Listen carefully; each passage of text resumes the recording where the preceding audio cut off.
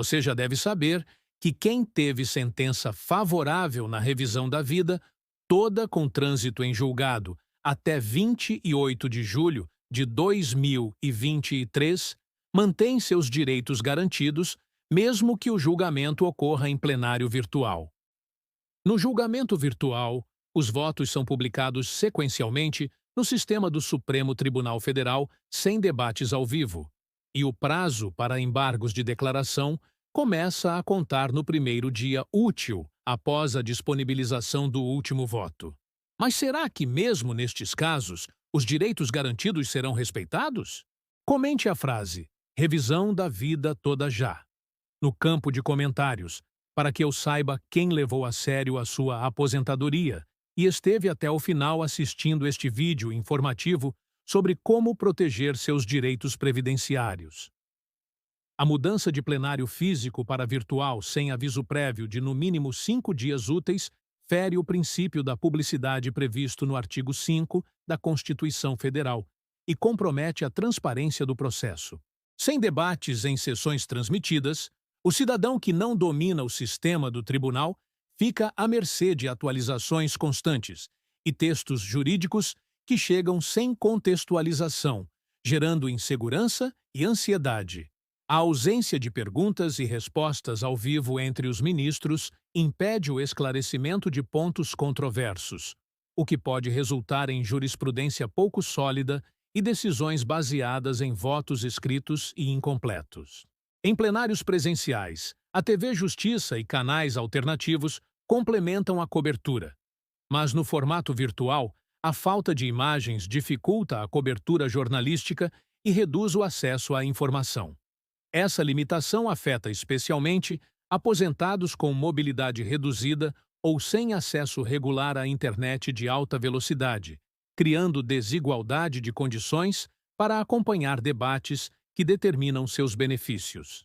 A retirada repentina de pauta demonstra desrespeito a quem investiu tempo e recursos para comparecer presencialmente, gerando gastos com passagens, hospedagem e alimentação sem possibilidade de compensação posterior. O argumento de razoável duração do processo é válido para acelerar julgamentos, mas não pode ser usado para suprimir debates necessários, sob pena de violar o direito de ampla defesa e do contraditório. A segurança jurídica é fragilizada quando mudanças abruptas ocorrem sem fundamentação detalhada, pois cria precedentes que autorizam a alteração de pautas com base em conveniências políticas. Esse tipo de manobra abre espaço para que decisões já consolidadas sejam revistas sem parâmetros claros, gerando instabilidade e desconfiança de investidores e cidadãos que dependem de regras estáveis. A modulação de efeitos, prevista em decisões anteriores, visa proteger quem entrou com ação até determinada data, mas seu alcance pode ser comprometido se o julgamento for conduzido sem debate público. Quando o tribunal decide modular retrospectivamente, é preciso explicitar critérios objetivos, prazos e limites, de modo a evitar interpretações divergentes e insegurança sobre quem será beneficiado ou prejudicado. Ao transferir o julgamento para plenário virtual, o STF reduz a pressão da opinião pública, o que pode resultar em decisões tomadas sem o devido escrutínio social e sem considerar o impacto real na vida dos aposentados. Sem a presença de advogados e representantes em plenário físico, diminui a possibilidade de manifestações, petições e posicionamentos orais que frequentemente influenciam o convencimento dos ministros. A mudança de formato também prejudica o trabalho de órgãos de fiscalização, como a Ordem dos Advogados do Brasil, que organiza audiências públicas para discutir temas sensíveis e garantir participação plural. A urgência alegada para reduzir prazos não se sustenta quando se trata de um tema que afeta milhares de pessoas que aguardam há anos por uma decisão final sobre contribuições feitas antes de 1994. 2/3 dos municípios brasileiros dependem em grande parte da renda de aposentados, conforme estudo do Instituto Brasileiro de Geografia e Estatística, o que reforça a relevância social de decisões claras e fundamentadas. Ao priorizar economia de tempo por meio de sessões virtuais, perde-se a oportunidade de promover debates que aprimoram a compreensão sobre cálculos de contribuições e índices de correção monetária. A modulação de efeitos da revisão da vida toda não pode ser decidida de forma silenciosa, pois afeta direitos adquiridos e a expectativa legítima de quem já obteve sentença favorável. O princípio da dignidade da pessoa humana, previsto no artigo 1 da Constituição Federal, exige que decisões judiciais preservem não apenas a letra da lei, mas a condição de vida de quem nelas confia.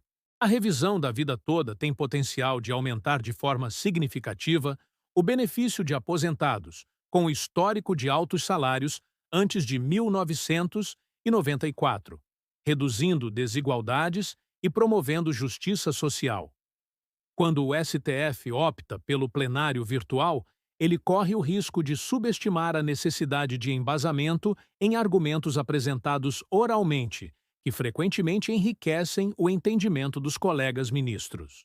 A virtualização total sem discussão pública pode resultar em votos tampão, em que ministros alteram seus posicionamentos sem registrar as motivações de maneira clara e acessível.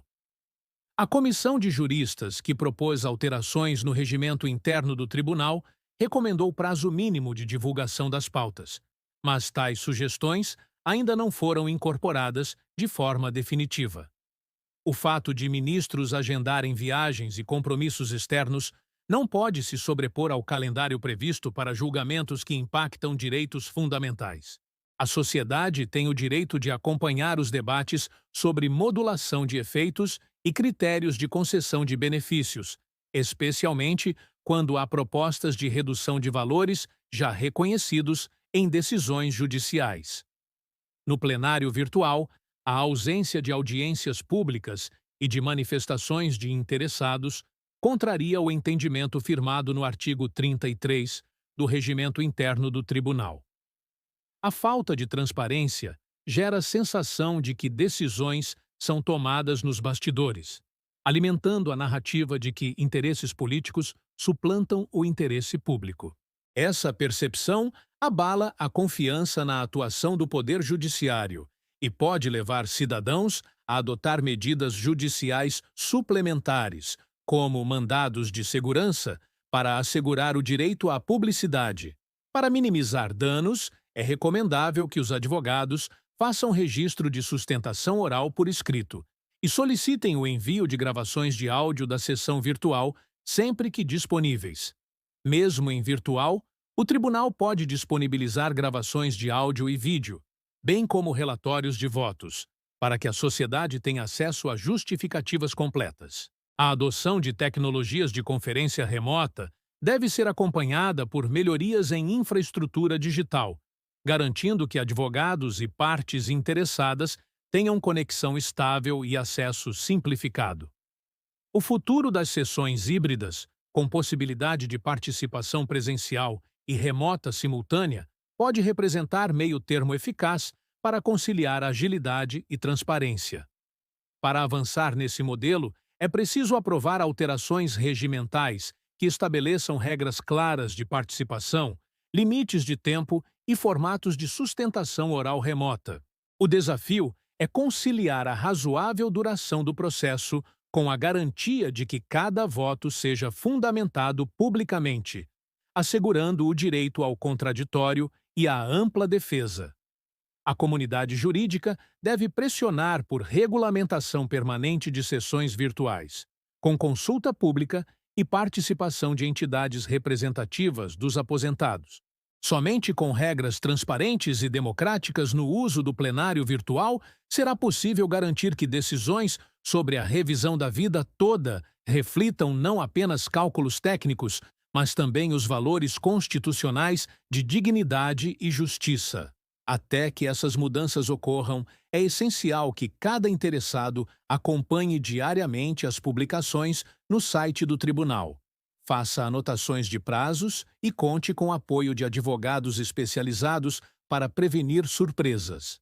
O engajamento de associações de aposentados e de advogados voluntários pode auxiliar na divulgação de informações corretas, evitando rumores e falsas expectativas que circulam em redes sociais.